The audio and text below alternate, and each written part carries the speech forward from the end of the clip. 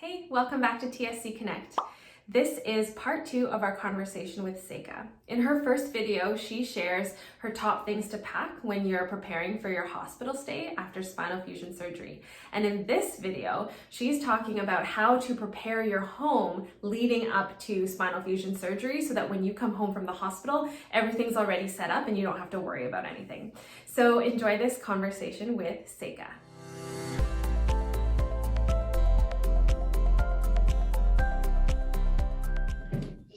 Hey, we're back with Seika. Thank you for joining me for part 2, where we're going to talk about preparing your home for your post-surgery recovery. So let's talk about your bed and your sleeping arrangement first, because that's really important. So I first want to say we should really consider the layout of your house. Is there a way to sleep in a room, even temporarily, that has easy access to a bathroom and minimal stairs for the first few days? You might also want to have a bedside table. This can be great to put your water bottle, medication, snacks for really easy reach. Consider having enough pillows and also enough room to do a log roll. So that means if you have a lot of stuffies, it might not be the best time. And also think about the height of the bed.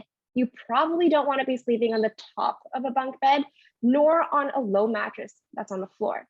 So if it's possible, find a bed that you can easily sit down and stand up from. Be sure to tidy up your floors so you don't trip on cables or wires or small objects.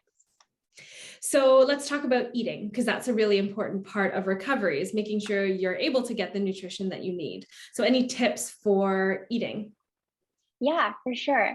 Having a chair with a backrest is really important, but also having a pillow to cushion your back against the hard surface is great as well.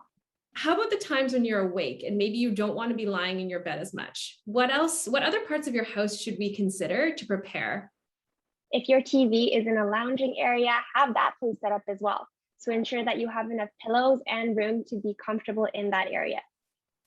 Okay, and so how about going to the washroom or any sort of personal hygiene tasks that have to happen?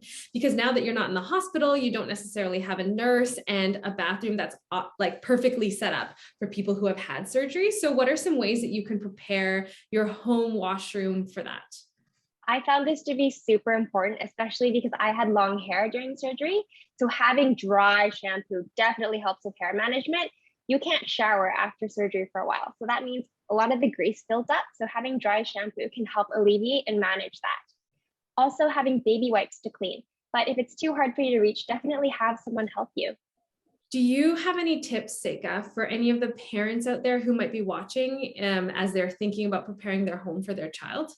Great question. I'd say at first, being at home for the first few days can help your child adjust to new changes and help them move around and get stuff. Second, consider preparing small snacks that are readily available for your child.